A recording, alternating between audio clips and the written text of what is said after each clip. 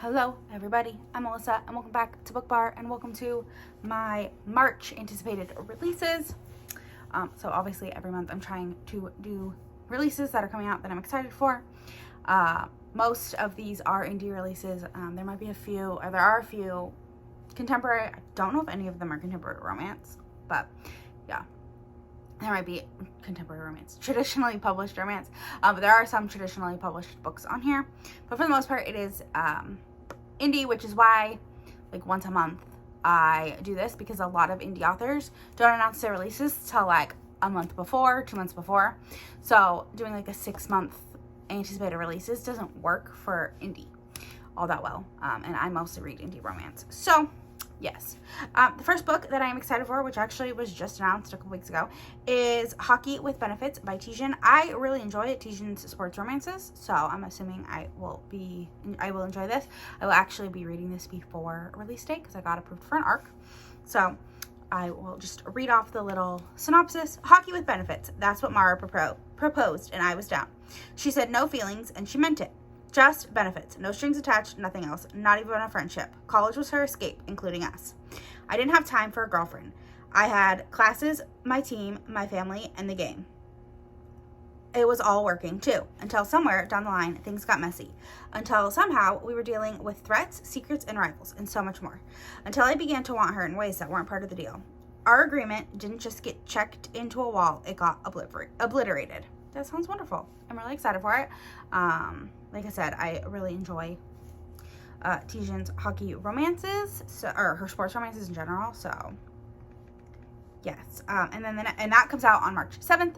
Then the next book that I am most excited for, I still have to read the third book in the series, but I'm still excited for this one, is Mafia Target by Mila Finelli. This is the 4th book in her Kings of Italy series. This follows Giulio, who is Fausto's son from the first book. So this is a male romance, and yes, just look at that cover. Yes.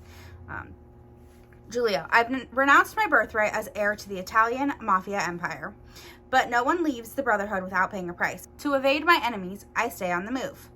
Now a new man is stalking me, watching me, but there's something else in his eyes, a hunger that sets me on fire. He's rough and dangerous, and all the things I crave in the dark. Except he's been hired to kill me. I shouldn't want him, but I do. They say to keep your enemies close, so that's exactly what I'm planning. Beware the hunted who becomes the hunter. Alessio, I live in the shadows, the assassin they never see coming. I'm the best, but Giulio is my weakness. I need him in ways I can't begin to explain. He might run, but I'll follow him to the ends of the earth, and if they try to hurt him, I'll protect him with my last breath. Except I'm hiding a secret, one that will cost me everything. I should walk away, even if it is my undoing. I mean, yes, that just sounds wonderful. I still really need to read Mafia Madman, but I do want to get to it soon so I can get to this one, because yeah. Then the next book that I have is that comes out on the 14th. So Mafia Target comes out on the 14th, and this one also comes out on the 14th, and so will the next two that I talk about after this. So if I forget to say that, March 14th. This one is called Bitter Medicine by Mia Tsai. In this Xenaxia-inspired contemporary fantasy, a Chinese immortal and a French elf navigate romance, family, loyalty, and workplace demands. In her debut novel, Mia Tsai has created a paranormal adventure that is full of humor, passion, and depth. As a descendant of the Chinese god of medicine, ignored middle child Elle was destined to be a doctor. Instead, she is underemployed as a mediocre magical calligrapher at the fairy temp agency, paranoid that her murderous younger brother will find her and their elder brother. Using her full abilities will expose Elle's location. Nevertheless, she challenged herself by covertly outing Luke, her client and crush, with high-powered glyphs.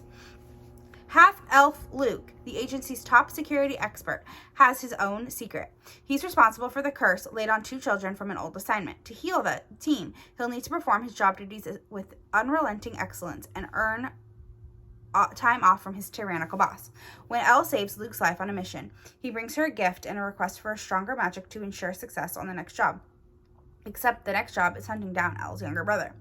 As Luke and Elle collaborate, their chemistry blooms. Happiness for once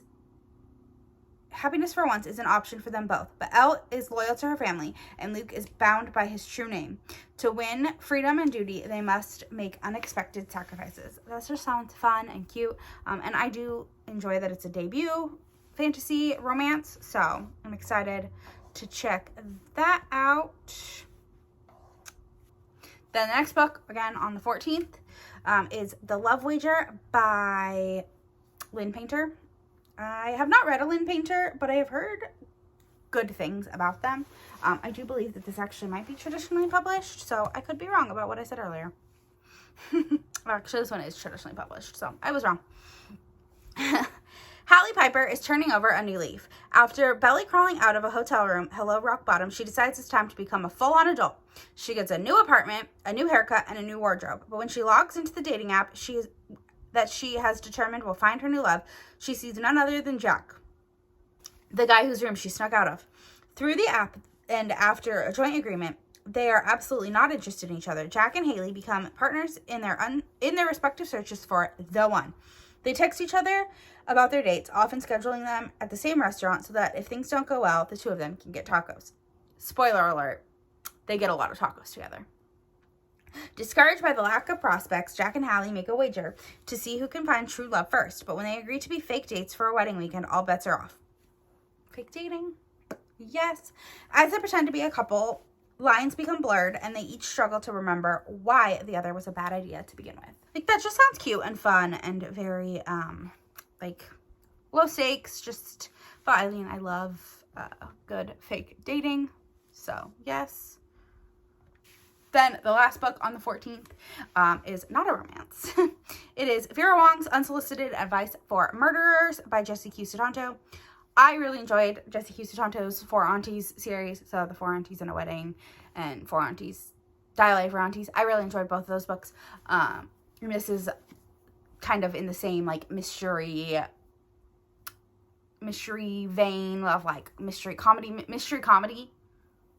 I don't really know. Comedic mystery? Yeah, I don't know. It just sounds fun.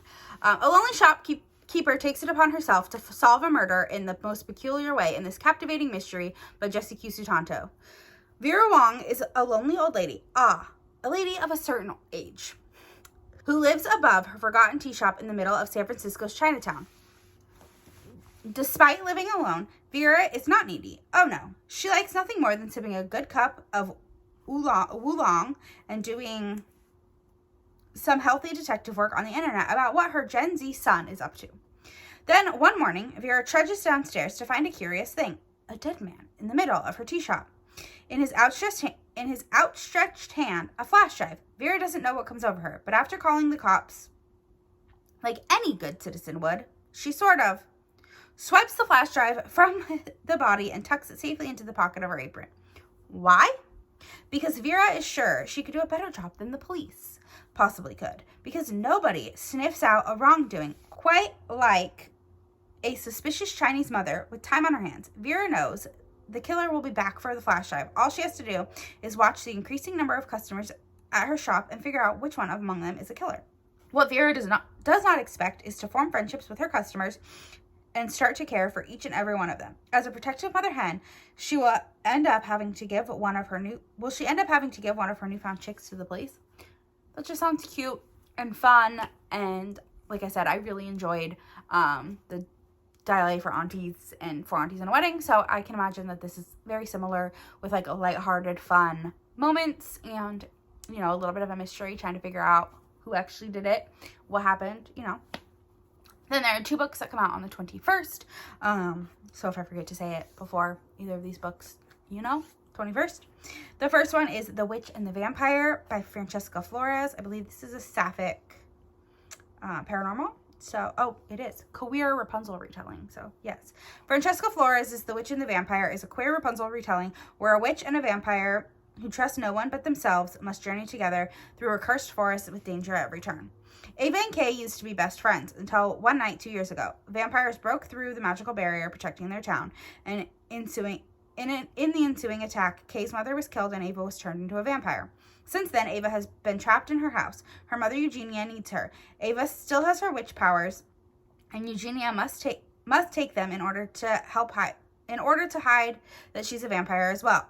Desperate to escape her confinement and stop her mother's plans to destroy the town, Ava must break out, flee to the forest, and seek help from the vampires who live there. That when there is another attack, she sees an opportunity and escapes. Kay, now at the end of her training as a flame witch, is ready to fulfill her duty of killing any vampires that threaten the town, including Ava. On the night that Ava escapes, Kay follows her and convinces her to travel together in the forest, while secretly planning to turn her in. Ava agrees, hoping to rekindle their old friendship and the romantic feelings she'd started to have for Kay before that terrible night. But the monstrous trees that devour humans whole, vampires who attack from above, and Ava's stepfather tracking her.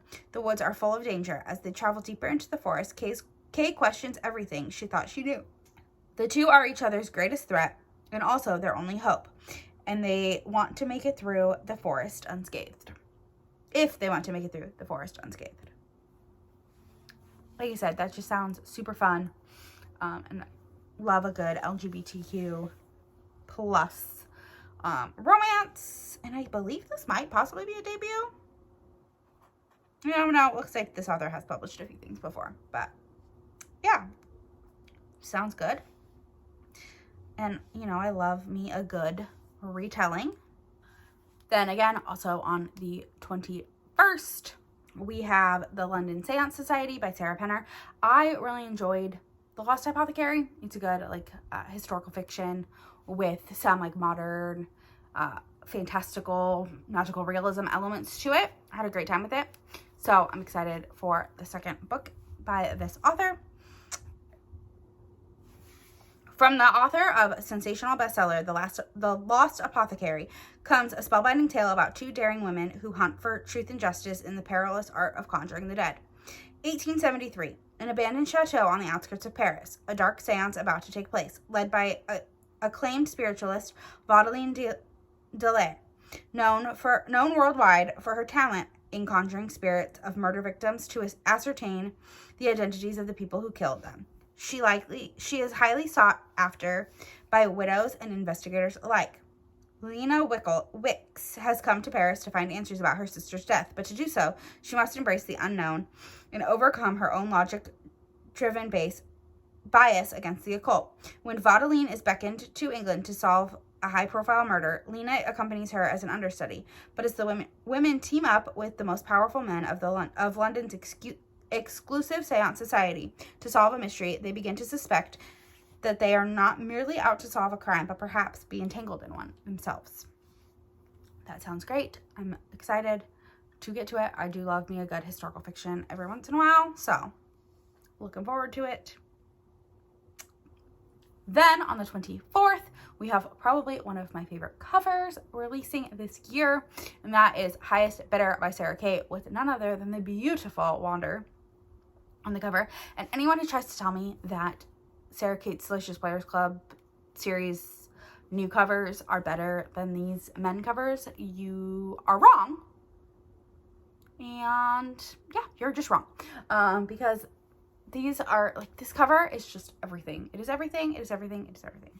And Wander is perfect for the older gentleman in this book.